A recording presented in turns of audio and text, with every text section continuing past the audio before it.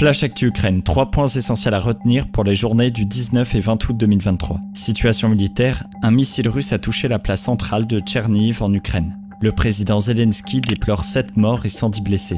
La coordinatrice humanitaire de l'ONU en Ukraine, Denise Brown, a condamné cette attaque contre la place principale d'une grande ville, soulignant le caractère odieux de cibler des gens alors qu'ils vaquent à leurs occupations matinales, y compris à des célébrations religieuses. Les forces ukrainiennes ont poursuivi leurs opérations offensives sur au moins 3 secteurs du front, et auraient progressé davantage près de Robotyne dans l'ouest de l'oblast de Zaporizhzhia. Les forces russes, quant à elles, auraient lancé des opérations offensives le long de plusieurs lignes, notamment Kupiansk, Svatove, Kremina près de Bakhmut et le long de la ligne Avdiivka-Donetsk. Elles auraient également progressé dans certaines parties de la région frontalière entre l'est de Donetsk et l'ouest de Zaporizhzhia. L'armée russe a annoncé samedi avoir abattu 150 soldats ukrainiens ayant tenté de franchir le Dniepr dans le sud du pays. Ce dimanche, la Russie a fait face à une série croissante d'attaques de drones sur son territoire. Une attaque de drones ukrainiens à Koursk, dans l'ouest de la Russie, a touché une gare et blessé 5 personnes, selon le gouverneur régional Roman Starovot.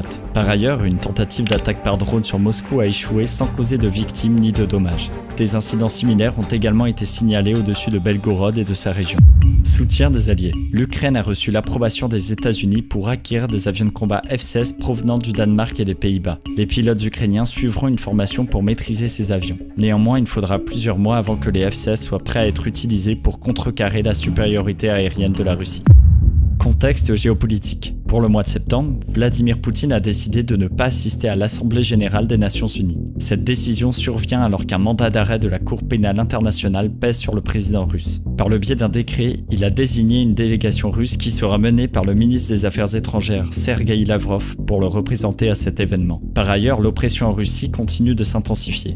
Alors que Grigory Melkonians, coprésident de l'ONG Golos qui défend les droits des électeurs, a été placé en détention provisoire sous l'accusation de participation à une organisation indésirable. Cette mesure survient peu avant les élections régionales de septembre et à moins d'1 an de l'élection présidentielle de 2024 en Russie. Dans le même contexte, le tribunal municipal de Moscou a décidé de dissoudre l'association Centre Sakharov, l'un des derniers bastions de la défense des droits de l'homme en Russie. Affaire à suivre, à demain.